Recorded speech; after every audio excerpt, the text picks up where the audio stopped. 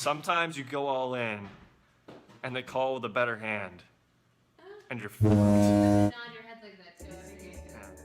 getting ready for the marathon. Just gotta put my shoes on. Walk over.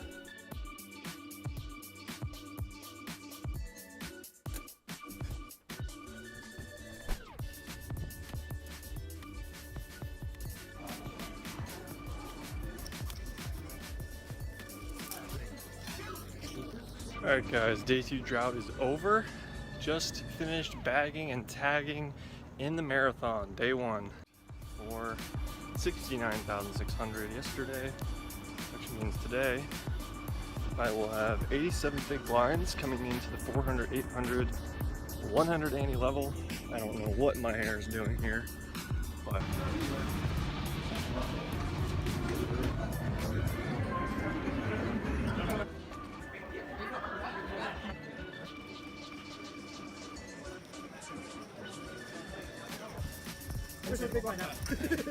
alright guys, welcome back to another vlog recap, and I'm gonna do some interesting stuff with this format soon. I don't want to kind of spoil it yet. Right now we're still going to go through most of the hands I played, but soon I'm going to start cherry picking a little bit more. I think the recap format is great. I think kind of going back over my old thought process is great, but I think some of the videos will do better as like entire videos, and some will do better as sort of cherry picked. So for now, we're going to just go over the marathon day 2 from I think like 2017. I did the day 1 and it was a little rough with not really great graphics, and you know, I hadn't really put in a lot of the editing work at that point. So the day 2 is a lot better. I'm excited to announce this one. Just before we move on into that, just a reminder, we are still running a promotion through the end of September with Color Up, where if you stack me in a cash game, you get $50. If it happens to be on my birthday, you get $100. So that's a fun one for basically everybody except for me.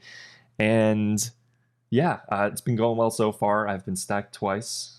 Stacked to 0, by the way. You can't just double through me. But anyway, if you want to check out Color Up, you can hit us up in Discord link down in the description below. And I'm also gonna probably start doing a few videos with like ICMizer running some of these spots. I probably won't do it in this video just because I'm a little bit limited on time, and I want to do it justice. But I also have a link for any of you guys who are interested in taking your tournament game to the next level.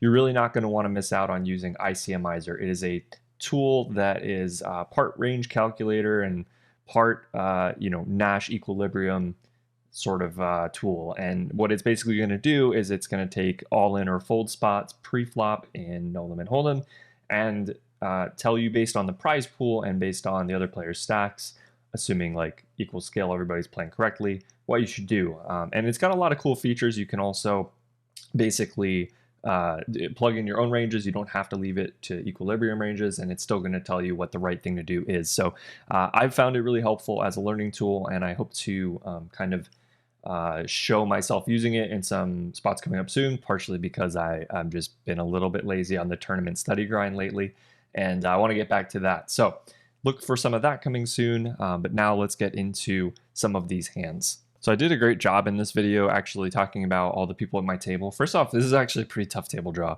all things considered. I think that 4 players who I recognize on a day 2 of a WSOP event is probably not a good thing in general.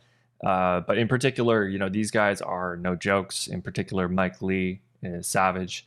Ricky Guam, also savage. You know, the other 2 are tough players as well. They're just not as like well known and don't have well, Federico Buderoni, obviously he final table domain. But you know, like Sam De Silva, like he's not easy to play against, let's put it that way. I think that's his name, right? I hope I didn't get that wrong. I have also played with. In this hand, we're playing against Mike Lee, and Mike Lee. keep in mind here is that while I recognize his name, I knew he was successful in tournament poker. I don't really know anything about how he plays. Kind of no real reads on anyone. Okay. I have 69,000 start. This is probably in the first orbit. Mike Lee opens the button to 2K. We're at the 400, 800, 100 ante level. I have ace-10 offsuit in small blind. You could definitely make a case for 3 betting. But when I don't know a lot about how he's going to react to that, and when I think he's a pretty good player, I don't mind just flatting this and just kind of playing a little straightforward. I also know that Federico Buonarroti is a pretty tight, straightforward player from what I've seen from the main event coverage, so I don't expect to get 3-bet squeezed with air all that often, and I feel like I can comfortably fold to that if it happens. Federico ends up... Yeah, I mean, it's fine. I kind of would prefer to 3-bet this hand, given that it's not suited, given that it... I mean, like, yeah, Mike Lee's a good player, but I think this is a little bit fear-based, not 3-betting this hand. I think that we should probably be 3-betting it just about all the time, and... you know, Federico being a straightforward player, like that's fine. We won't get 3-bet as much, but I still think that 3-betting has enough value. Other hands I might prefer to flat would be like more suited combos, the weaker suited aces, something like that. Although they also could be 3-bets here too. But I think this is like my thinking sort of just warped by like, oh my God, he's such a well-known player.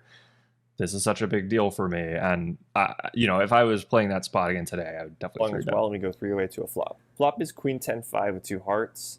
Checks to Mike, and he c-bets for 3,000. Pretty good flop for this hand, and I don't really see any reason to raise, so I check call. Yeah, I mean, so I'm not wrong. Obviously, check call is like pretty clearly fine. What I don't really talk about is that we have middle pair in a configuration where, you know, like button's going to be opening wide. He's going to c-bet wide. Even though we're 3 ways, it's button versus small blind versus big blind. So like the ranges here are just fairly wide. We might even have the most defined range. So we might have the strongest range here. We also have ace kicker, backdoor flush draw, backdoor straight draw. So it's like we're never folding this hand to 1-bet. We could sometimes consider folding to like 2 bets if it was pretty big. He does pick a larger sizing on this board, but it's not like a big size. It's just like pretty normal for this sort of texture where it's connected. A lot of cards change what the nuts are on the turn or whatever. So it's pretty standard spot. Definitely a call. We go folds the big blind, and we go heads up to the turn. Turn is the 5 of clubs. Doesn't really change a whole lot. Still kind of thinking the same thing. There's no reason to really lead here. There's no reason to check raise. I check planning to call, and he checks it back. Okay, so like this is where a lot of study now as a player has come in, where like in the past I thought like, all right, this card doesn't change the board, but in reality, like this card is just a better card for the pre-flop caller for the most part. Now it's significant that the 5 is not a heart. He could have 5x of hearts that he starts semi-bluffing on flop and then picks up turn. I could have 5x of hearts that snap calls flop but doesn't want to check raise. I could have, you know, other 5x combos as well, like ace 5 of spades, 6-5 of spades that just peel 1 and then get there. So it's not an irrelevant card, and I do think it favors me somewhat because I can have 5x combos that aren't a heart and that aren't hearts, and he probably can't. So this is a card where like we could consider leading some hands as bluffs. We could consider leading hands for value. He should check this bag a lot. So saying that like it doesn't change the board is like I'm just not as studied at this point in my game, so it doesn't change anything for me and my understanding of ranges and textures and whatever. But I think now it does. It's just not that it changes it for this hand. So I still would check call this hand most of the time, but I also expect him to check back a fair bit. The river is the deuce of diamonds, which is a pretty good card for us, short of maybe a 10. I decided to bet 5,000. Most of his hands are going to be total airballs that are giving up, a pair in his hand, a missed draw, and a 10. So maximizing value against that range probably means going a little smaller. I decided to bet 5,000, and he called. Okay, so I think the evaluation of the range is okay. Missed draws, a 10, some pocket pairs maybe, but like he's also going to have the weaker queen X in range. I think he'll check a decent amount of his weakest queen X on turn after betting flop. So I don't actually know that this is like a standard value bet, to be honest with you. Like I think this is probably still a little thin. Like it feels like we have the best hand a lot, but when you think about the hands he can actually call with, not convinced. So I think we have a few options as far as sizing. I think I might have picked like the worst size. I think maybe betting a really tiny size and then evaluating versus a raise, or like just checking to check call might be fine. I don't think picking this like in between 40-ish% pot size is necessarily like what we want to be doing. But you know, that being said, he did have that kind of hand. So it's like people were playing a little differently 3 years ago, but I think that in general, this is not like the size I would choose. Almost instantly with King 10. Nice to win a pot off someone Fair who's enough. almost certainly a better player than me. Kind of a setup though. In this next hand, I open King Queen offsuit in middle position. Sam is the only caller in the cutoff. Flop comes Ace Jack 3 Rainbow, and I think I make a mistake by not just betting. It's a little bit results oriented, as you'll see in the rest of the hand. Sam checks it back, and the turn brings. Okay, yeah, I mean, it's definitely a mistake. There's like, first of all, this board favors us so heavily range on range. Second, Sammy is not a tight player, so like, yes, he has a lot of ace X in range, but he also has a lot of other junk that just doesn't connect with the board or that we can get off of him on 2 streets. There's just a lot going for us on a board like this, and we have a gutter and king high. So it's like we can sometimes just make a pair and it's good. We can sometimes hit a 10 and win a big pot. And those things get really mitigated or lessened by checking now. And like, what are we going to do? Check, call, flop to like hope to hit a gutter on the turn? Like, it's just not a winning play. Could we check raise? Yeah, we could check raise. We could pick a few hands to check raise on this board. Something like maybe pocket jacks would be an okay check raise. Pocket threes, ace jack and ace 3 you could check raise. You could just bet it. There's a lot of stuff you could check raise here. I think the hands I would more likely prefer to check raise though would be king queen of spades, hearts, or diamonds though, because they have more backup potential to continue barreling, and we are quite deep, so that backup potential is more important in a hand like this. Whereas king queen, like, we'd rather just bet and take it down now, potentially barrel, but like it doesn't have as good barrel ability, so we don't necessarily want to like make big pots where we'll have to like give up turns at a pretty non-zero frequency. 4. Check again, and he now bets 3,000, which I felt like was a little bit weird at the time. I suspected it would be a lot of bluffs where he checks back flop, thinking I might be checking like a really big hand, like ace king, ace queen, or something with showdown value like kings or queens. But then on the turn, when I check again, he just thinks he can blast me off of it. So I do make the call. Yeah, I don't know if I agree with this line of thinking now. I definitely think that we seem like we have showdown value when we check this flop. Like, it seems like we should bet this flop a lot. So when we don't, it looks like showdown value. And Sammy also probably has either give ups or showdown value most of the time when he checks back this board. Like, he would be incentivized. Like, we have a few give ups on flop, so I think he'd be incentivized to just kind of bet on flop with a decent amount of his hand. All of his ace X can bet. It's not like he can't bet it. So I also don't think that he just randomly wakes up and starts bluffing at a high frequency here. I think the hands he would quote bluff would be like spades, 5-6 that just don't bet flop. He could potentially like start betting a jack for value, but it's a little big. I'm not sure I would expect him to do that. So yeah, like, there's some bluffs, but there's also hands that improve here. Things like ace 4 suited, maybe ace 4 off even, pocket fours. I don't think he's playing 5 deuce suited or anything like that, but you know, it could be 3-4 suited. Like, there's stuff out there that does improve on turn that could play this way. There are some flop slow plays. So I just don't, like, I don't think we even have to call here. Like, it sounds kind of nitty, but like, if I'm checking flop for showdown value and I check turn for showdown value, it's not so that I can like bluff catch a bunch per se. Like, I have a lot of better bluff catchers here, like queens, kings. If I don't bet turn, even a hand like a jack, there are plenty of spade combos I could call here. So like, this makes no sense at all, but you know, whatever. I had a read, I guess, or something. No, I didn't actually have a read, but I think I remember this hand. I think it's okay. The river's the queen of spades. I don't think it's okay. And I check again. I check it over to him, and he bets 9,000 now, which is significantly larger than he bets on the turn, and might have been a bit of a bet sizing tell. At the time, I was just thinking about the fact that my hand improved and that he should still have a lot of bluffs here when I take this line. So I ended up clicking the call button. Yikes, don't do it. I mean, listen, even like, This is a bad card. Even we improve technically our absolute holding, but this is a spot where improving our absolute holding does not mean our equity improves. I will say it again.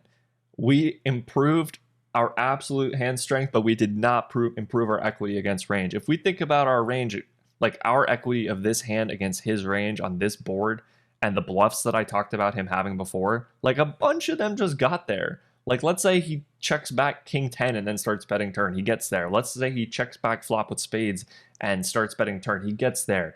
Like, queen jack is better than our hand. Like, there's just, he has to specifically have like 5-6, 7-6, 7-5 suited to bluff and to like be behind us. And I just don't think it's there. I also don't think he's ever really worried about us having spades. So he can still value bet ace 4, ace jack, ace 3, 4-3, pocket 4s, pocket 3. Like, he can value bet all of it.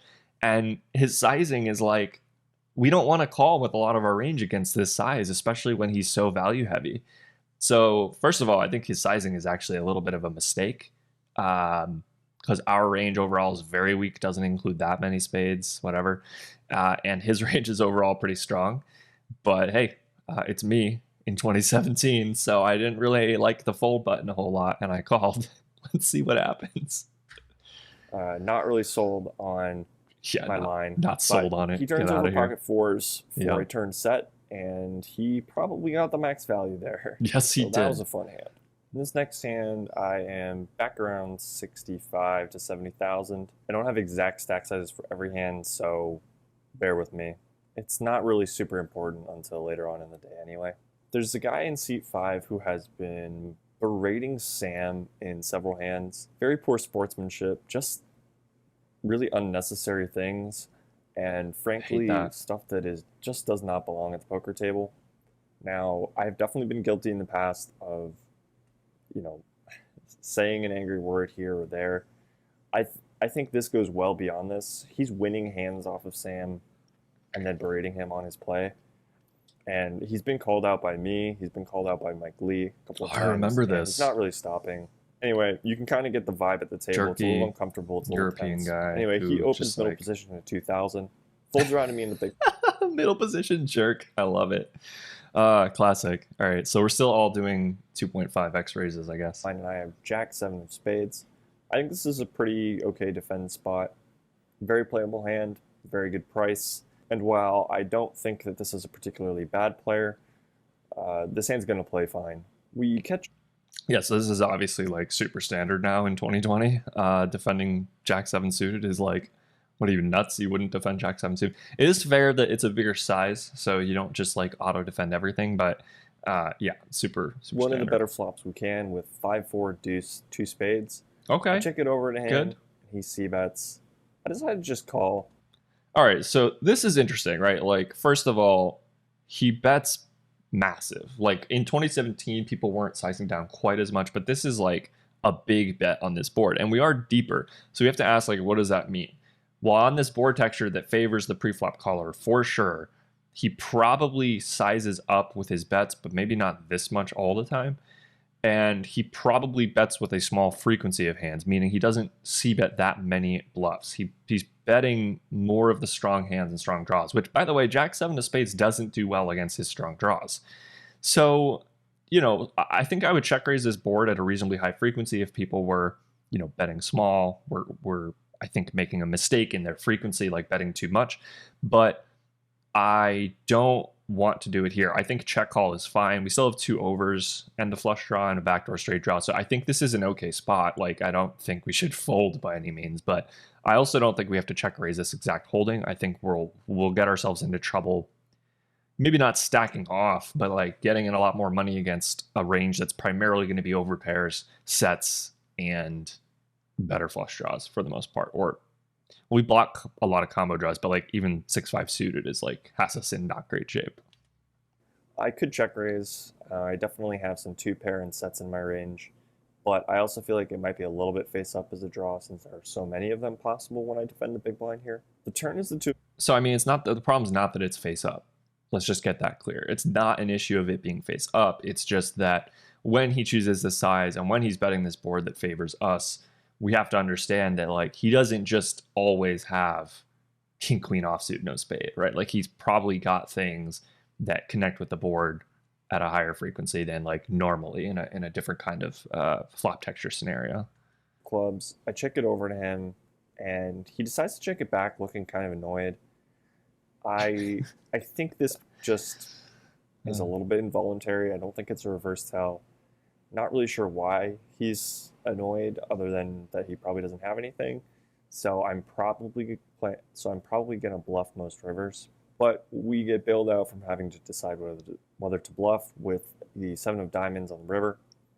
I now bet 6,000 for Interesting. So first of all, the deuce is like it changes the board a little. It puts a second flush draw. It technically changes the nuts on the board, right? But when we think about like what hands care about that card, it's not that many.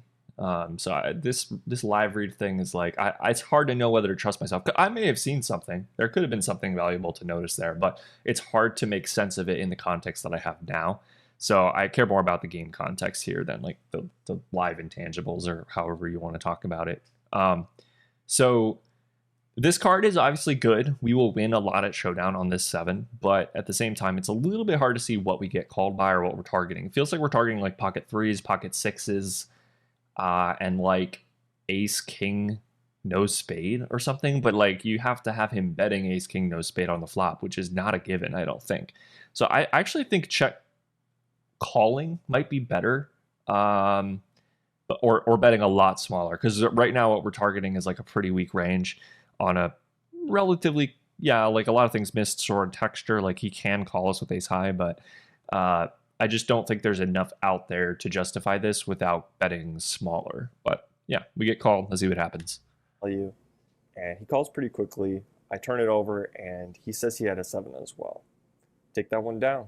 All right, so that's actually fair. We could be targeting a 7-2, but again, he has to have a 7 that specifically plays this way. So 7-6 suited and 8-7 suited are like the only two that I can think of that make like a lot of sense. Maybe like 7-5 beats us, right? But 9-7 suited potentially also can call, right? But we can't really give him more 7x than that. It's just not a lot of combinations. 2 of the suited combos are blocked, so there's only 2 each of 9-7, 8-7, 7-6. So it's like I don't think we did anything terrible, but I think sizing, we're targeting such a narrow range. We don't want to bet big and potentially just run into weird slow plays once in a while. A new table now. It's much tougher than the previous table. I have Neil Farrell, who, if you don't know who he is, just look him up. Guy's a beast. Just look him up. Enough said. The rest of the players on my table are not slouches either. I don't recognize any of them as being big name pros, but okay, whatever. Moving on. Man, I talk a lot in my earlier videos. Like I still talk a lot, but it's like just not as significant now.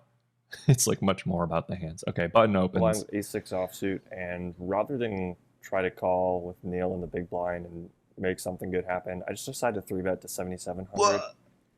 Folds back to the button, and he makes the call. We catch him. Okay, this is just awful. This is just so bad. You can't do this. You can't just pick an ace-x hand and go like, who cares? We're gonna 3-bet it because, like, yeah, obviously don't call, but don't 3-bet either. This is like, you need the button to be terrible to justify this in any sort of way, in my opinion. Like, this hand just performs so badly. Even on ace-high boards, we're like not happy in a 3-bet pot. So it's like, what are you hoping to happen? You just need the button to fold every time. Like, he's not going to fold every time, and he's not even going to necessarily fold at a high frequency. So this is terrible.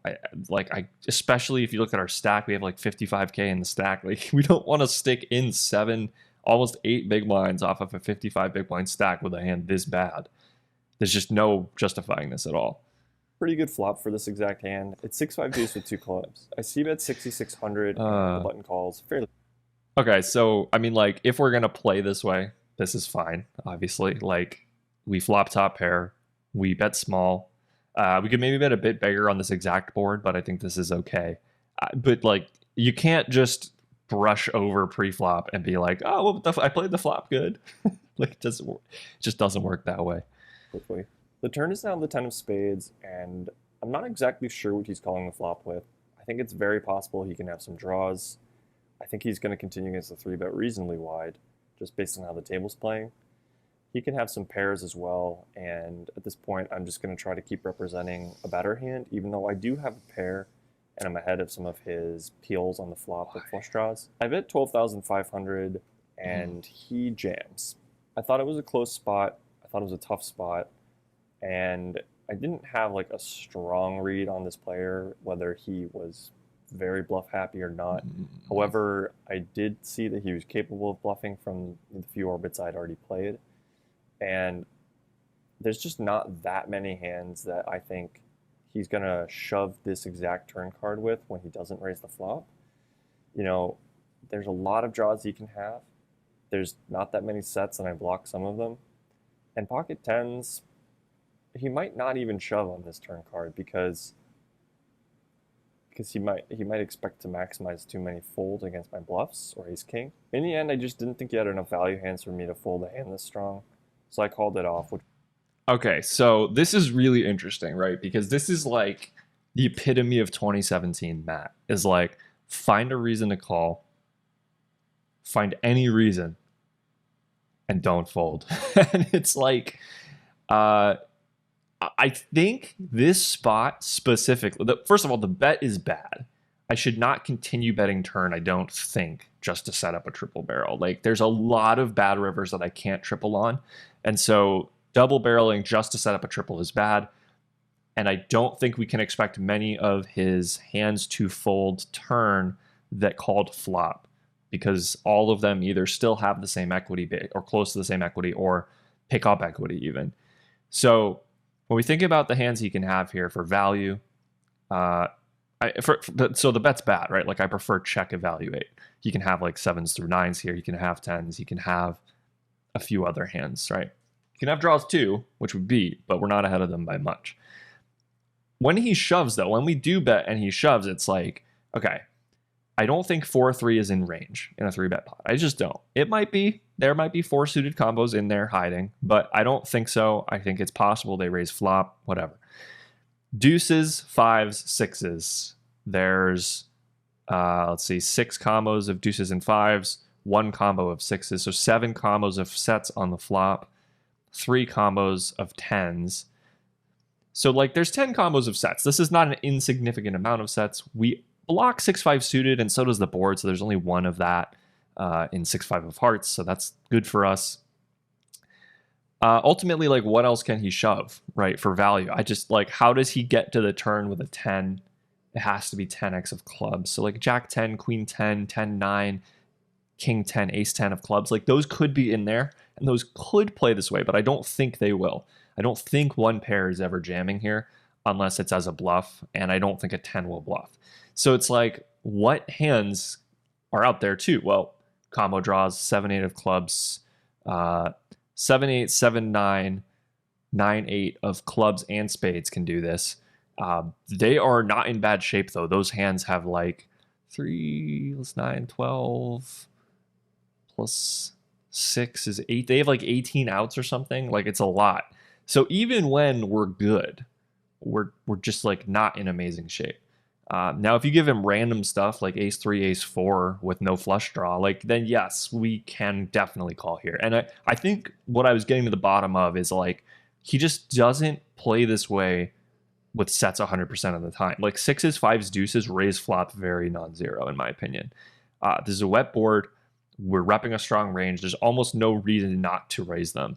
And so I'm thinking, like, if I can eliminate straights, if I can eliminate most of the sets and discount some of the sets, well, I can probably call here. And, like, I don't necessarily think that's wrong. I just think that the actions leading up to this hand show that I'm kind of looking for excuses to call rather than actually making calls for the right reasons. So I do end up calling, obviously, and I'm pretty confident I'm right because I made T3, but let's see what happens. About 41,000, actually. He says, nice call. I have a gut shot, and turns over 9-7 of hearts. So he's definitely got some outs, but the river comes the queen of diamonds, and I hold for a full double up. Yeah, so it's like, all right, bro, you got him to spaz with the 9-7 of hearts, and woo, we got to like get this slam dunk spot where he has 6, 10 outs still. So it's like literally best case scenario for us, absolute best case, and he has 10 outs. So it just kind of goes to show like how it's a slippery slope if you start pre-flop with these hands and you start just doing weird stuff. And where it can lead you to is like, yeah, sometimes they spaz off and you get to pick up this hand. But like, that's not really what we should be aiming to find. We should be aiming for much more slam dunk spots, especially in a tournament like this that's a grind. This is a marathon. It's named marathon for a reason. Let's just put it that way. This next hand is at the 600, 1200, 200 ante level. I've got over 100,000 now, thanks to that last hand we talked about. I opened ace-jack with the ace of spades to 2,500 in middle position. Neil on my immediate left calls in the hijack, and the big blind calls as well. The big blind and Neil have gotten into a couple confrontations where it was obvious one of them was like check raise bluffing the turn in a 3-bet pot and did not win. Wow. So there's a lot of potential here for getting outplayed. I'm probably going to be playing this hand pretty straight up, not playing the c-bet a lot of flops, just kind of playing ABC against both these players. But I don't really need to worry about that. We flop queen 10-9 all spades. All right, so this is interesting, right? I think this is, again, 2017 Matt kind of getting a little in his head about playing against better players. When you play against better players, the adjustment is not to knit the hell up. The adjustment is to stick as well to foundations as you can. Now, 2017 Matt didn't have as good foundations as 2020 Matt does, so it's harder because you get in weird spots, and if you don't know what to do, then players putting you in weird spots is a problem. But 2020 Matt is like, well, I know foundationally how to approach things, and so if I'm put in weird spots, I just lean on the foundations and I don't try to exploit people. I don't like step far out of line. But out of line doesn't mean, or staying in line doesn't mean I don't c-bet bluff, right? It doesn't mean I wait for queen 10-9 all spades to bluff. It just means that I stick to foundations. I stick to boards that are good to c-bet with range. I stick to value betting when they aren't good boards for me. You know, like it's much deeper and more nuanced than that, obviously, but like at the core, that's what we want to be focused on. And like, I get bailed out here, but 2017 Matt was like, holy shit, everybody's amazing. I'm on these tough tables. I got to just knit up. But then I'm also like, let's 3-bet ace-6 offsuit. So it's like I'm doing this weird array of things that is just not foundationally sound. It's not fundamental. It's not based in fundamentals of good poker, and it's not adjusting from a framework that actually makes sense. I know I'm getting on this like coaching high horse, but like this is really important stuff. And it's like, it shows in my language. It shows in how I'm approaching these hands that I just have no framework or place that I'm coming from that is actually like based in a framework. And actually, this is a perfect segue into like, I know this is like in the middle of the hand, but School of Cards is now, like, in my opinion, one of the few curriculum based poker training sites that actually starts from a foundation and talks about adjusting from there, not just like existing in the world. And a lot of places are like starting to use GTO and all this other stuff, but I feel really strongly that School of Cards comes from this place of curriculum first and foundation first, and making adjustments from a place that makes sense for you. And this is a spot where I'm like, if I saw this player, I'd be like, I have to sign you up for School of Cards like today. Well, I mean, not if they were my friend, obviously, not just like some random guy on the street like, hey, you want to buy a poker course? But I do think that right now School of Cards is like an extremely good resource for people who don't necessarily have like that foundation set up. I'm really only saying this because we just changed our model from like basically a one-time course kind of deal to a subscription model. So literally you can get all of our courses for $200 a month, as well as access to a Slack community that connects you with other peers and coaches and myself. I like think it's an outrageous deal. I'm kind of mad, and it's actually discounted right now for $150 a month. I'll put info down in the description below if you guys are interested in checking that out. Technically, we're not launching for a little bit, so like maybe just hit me up in Discord if you're interested. But yeah, that's gonna be crazy.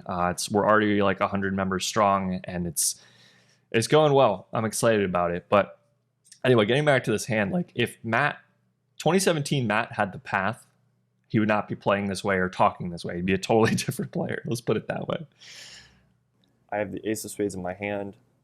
I have open-ended, and it's kind of a disguised Broadway draw as well. So if we do hit the top end of it, any jack makes a straight, but we have a better straight. This Checks to is me, and true. I see bet 3,500. Neil folds right away, and the big blind calls. The turn is the king of clubs, which means we...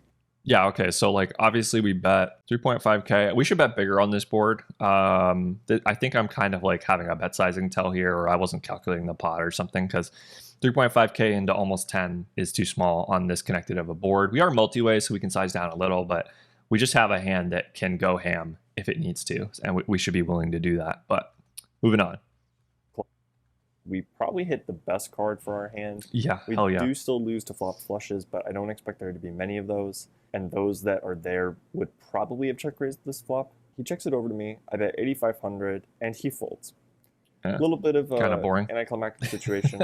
I could have checked it back, obviously, because my hand's so strong. But in the end, I just decided that there were a lot of hands that he improves on this turn card as well, and he might be willing to put a lot more money in if I bet now. In his next hand, Yeah, I mean, like you have to bet because every queen jack, jack 10, jack 9 is a straight and will never fold. There's even some of those hands with a spade in them.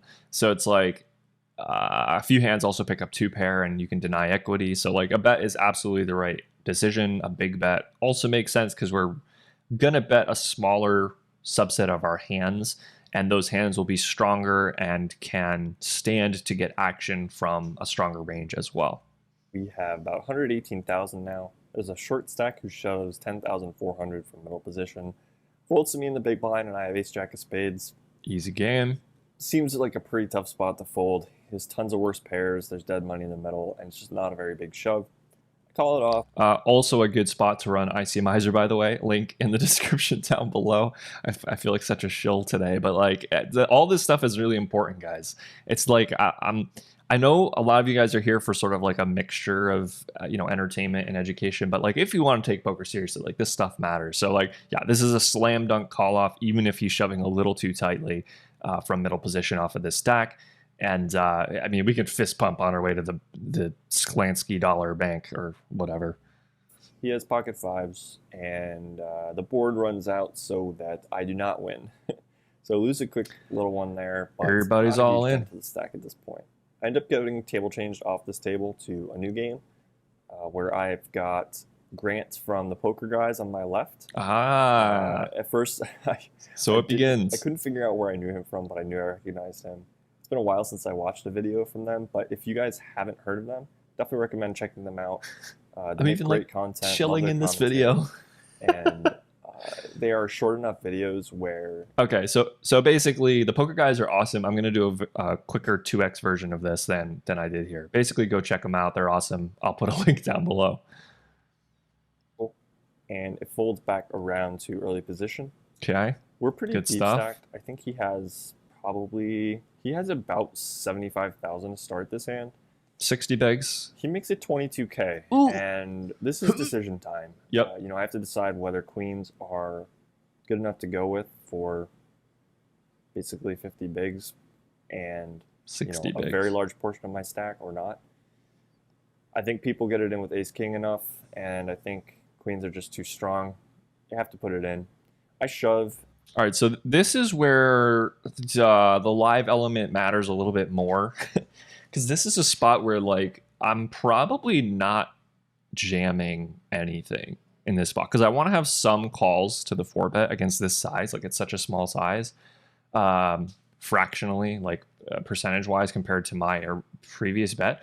So I think that we definitely want to have some calls here, and if we want some calls, it makes sense to only have calls because otherwise we end up with a 5-bet jam range that's like completely nutted, and then a 4-bet call range that's like doesn't have aces and kings, apparently doesn't have queens in it, right? So you could do some sort of mixed strategy where it's like, all right, I flat queens half the time and I jam it half the time, but like that's hard to implement in real time, especially live. So I'd rather not do that. I'd rather just play this hand as a call, play aces as a call, play ace king as a call, ace queen, whatever I'm continuing with. But whatever, we jam and we get it through. This is not crazy though. Like there's live instances where I just like would do this because I think it makes more money than calling. But online, for example, like there's no way I can do that because there's no, like, yeah, there's timing tells, sure, but there's no like looking at the guy and being like, all right, I think I should shove here. But cool, nice to win a hand. Which is really interesting because I didn't really have history with this player at all on this table. There's no reason for him to assume that I had air in this spot ever. So him then 4-bet folding makes me think it was ace king like or a jack third of his stack like too. That. But I think if he's 4-bet folding, he should probably just not be 4-betting. At the same blind level, that's actually fair, and it's not because he shouldn't 4-bet fold ever. It's because he shouldn't 4-bet fold like a third of his stack. That's really the crux of the issue here. But that's a good suss out by me at the time. Like that's not an obvious thing, but I agree that he shouldn't 4-bet fold at that size basically ever. I open king 10 offsuit in the cutoff, make it 2,500, and the big blind thinks for a little while and is the only caller. The flop is king for rainbow. He checks, and I decide to check it back. I think I could bet here and maybe get called by pocket pairs. Sometimes get floated by ace high, but especially on a rainbow board, I'm kind of crushing everything other than hands that beat me, and the hands that beat me, I'm way behind. So I just decided to check. I think I might get more value later by checking back here. The turn is a sub. So I don't disagree with everything I said, but I think we can't discount the idea of him being able to have just like a random suited king, like literally king deuce through king 9 suited, all call pre. And yeah, king queen and king jack off are in there, but it's not like they are a prohibitive number of combos. There's pocket pairs between deuces and like, probably like eights, something like that. He can call with ace high. The main takeaway here is not we have to check or bet. It's like if we bet small. And I'm going to bet a lot of my range here. That's why I'm betting small. I have an advantage on this board, and I'm going to press it by betting a lot of hands.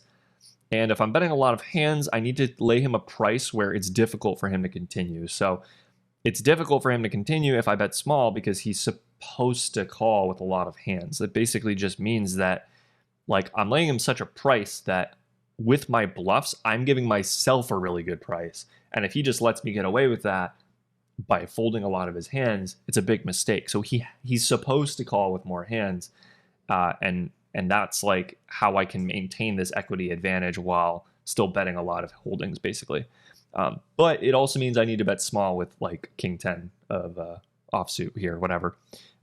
We could also check some of our weaker kings, like a king 8 suited. I might check here. That's much more in the middle than king 10. And king jack I would always bet. But I understand where I'm coming from here, that it kind of feels like king, queen, king, jack are out there, not as many suited kings. And so I don't despise this. I just spades, would do it a little differently. 3,500. He calls pretty quickly, which surprised me a little bit because unless he's just peeling ace high, there's not a ton of hands that he can have here that wouldn't just lead turn, I think. I don't know if that's true. I think there's plenty of 4x and 7x that wouldn't lead turn that we can get value from by betting here. So I think the sizing is okay, actually. When we check back flop, we can size up a little more on turn. But I'd probably still go smaller today just because it's such a dry board, and our value bets are often going to be weaker at this point. Weaker kings and pocket pairs like queens through eights. So we don't really necessarily need to go big ever in this hand. So I'm not exactly sure what he has, but I've got trip kings. Pretty happy to see the call. We head to the river. It is the 10 of clubs. He now gives us good news by leading for 10,000, and I am left with but one decision: how much to raise. I actually briefly considered jamming because I thought to myself, it's extremely likely that he has a king with this line. I beat 100% of hands, and it's so hard for players to fold a king. However, we're pretty deep at this point. It would be a massive shove, and I just felt like a smaller size is going to be safer, guarantee I chip up, and I decided to make it 37,000. I actually kind of love jamming. It's just a spot where live players really struggle to fold boats, and I don't know if he has a lot of like weak king X playing this way. So it's like I might maximize against more hands in his range by going small, but I think I make more money by going big. I'd have to think about this more. Like it's based on how many combos are left of each holding, but I like going big. He did end up thinking for maybe 30 seconds, and he tosses in the call and shows ace king. He started talking about how if he had Wow. re-raised, he would have lost all his money because I would have called, and then we get to this board. Honestly, if this player had 3-bet, I just would have mucked it pre. But that's just between you and me, okay? Yeah, There's a lot don't of time tell that goes by anybody. between the Right. last hand I went over Oh, and this that's hand. funny. Crazy thing about the structure, you can kind of just fold for a while if things aren't going well. All right, let's move on. We don't care about the structure. Let's go. That's me talking again. Ace 5. Hijack to 4,000. Oh cutoff god, at this the- is. I mean, first of all, like, yeah, this is like if people are really bad, you could start to get a little out of line in the hijack, but this is really out of line in the And hijack. both call. So I'm not really loving this situation. Nope. Until we get to the flop. Oh, We flop 2 pair. pretty Trips. okay here. Trips. It's 5, 5, ace 5-4 with 2 spades. Okay. I bet 6,000 and just the cutoff calls. The turn's the 2 of spades. All right, so bet bigger. 6K into like 18 is too small on this board. It's very connected. People can have ace-x of spades even. So yeah, definitely want to go bigger than this. There's a lot of bad cards for us, such as this one. Which I'm really not in love with. I don't have the ace of spades. There's plenty of flush draws he would call hijack, cutoff for his hijack. And ace-x of spades is obviously never folding. There's a ton of combinations of it. So I check. He bets 9,500, and I'm really not loving the situation, but I also don't Can't feel fold. like I can fold. He can have There's ace-x enough with a single spade. Ace-x hands that I'm still beating that he might bet, particularly if he has ace of spades in his hand. So I just have to call. Yes, The 2017 river is now Matt. the 10 of spades. Oh. So we hit one of the worst runouts ever. Yikes. We lose to ace 10. We lose to any single spade possible. I check. He checks it back. And I just turn over my hand, just assuming I can't possibly win. He turns over ace 2 of hearts. Ship it. Sweet. His next hand is just an orbit. I mean, it's like not crazy, but it's like one of the few hands he can bet turn, right? So pretty lucky. Later. There's a tight player who opens MP1. He makes it 5,400, which is bigger than the table norm for sure, and definitely indicates a strong hand. I flatten the cutoff with pocket threes, and the button and the small blind also call. The flop is queen 10-3, all hearts. It checks around to the middle position, and he now bets 20,000. This is a gigantic bet. To me, it 100% indicates that he never has a flush, and it's much more likely he has something like aces or kings with or without a heart. You could have ace queen with or without a heart, with or without the ace of hearts. And there's some draws too that if he has one heart in his hand, like king of hearts, jack of spades, or something like that, he might just ship it. He might just be willing to get it in. There's also sets, but I think there's so many combinations of other hands that we beat. I should just be trying to shovel the money in as fast as possible. He's got what looks like over 80,000 behind, but this pot is ballooning quickly. If I were to call the 20,000, it would be over 60K in the pot. So a pot size raise will already be 60K.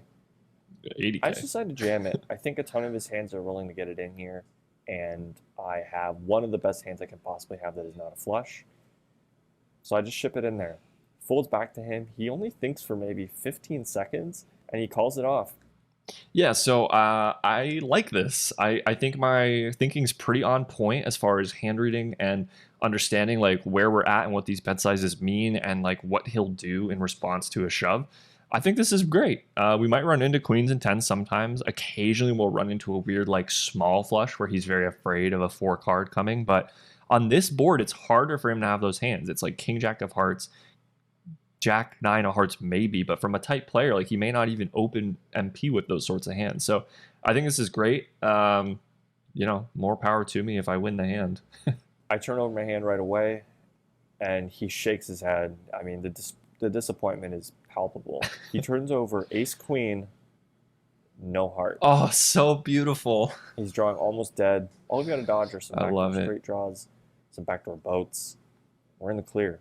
The turn is the 8 of clubs, no sweat, river 6 of spades, Ah, and we scoop a massive pot. so That hand good. catapulted me up over 300,000, and this was at the 2K big blind level with only one level left to go in the night. I chipped up and down a little bit after that, but didn't find any hands that were particularly interesting. Ended up bagging a pretty solid 353,000. Fine.